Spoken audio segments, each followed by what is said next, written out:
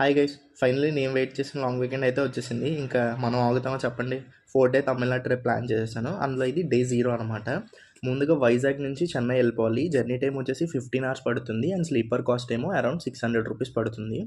నాకేంటంటే డైరెక్ట్గా trains దొరకలేదన్నమాట Chennai mass సెంట్రల్కి. So నేనేం చేశానంటే పెరంబదూర్ వరకు బుక్ చేసుకున్నా. అది స్పెషల్ ట్రైన్ అంట. నాకైతే 18 అవర్స్ పట్టేసింది వెళ్ళడానికి. తర్వాత పెరంబదూరులో దిగిపోయి అక్కడి నుంచి కిలంబాకం వెళ్ళాలన్నమాట.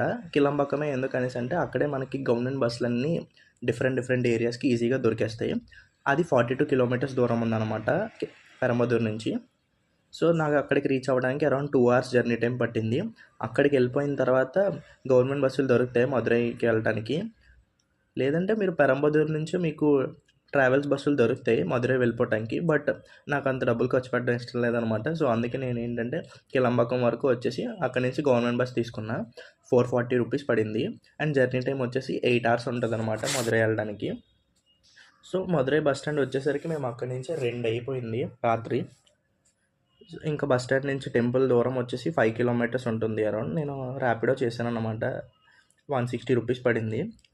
అండ్ తర్వాత రూమ్కి వచ్చేసాం. రూమ్కి వచ్చేసరికి 1100 రూపీస్ పడింది అనమాట. బట్ ఈ ఉన్న రూమ్కి 1100 చాలా ఎక్కువ అనిపించింది నాకైతే.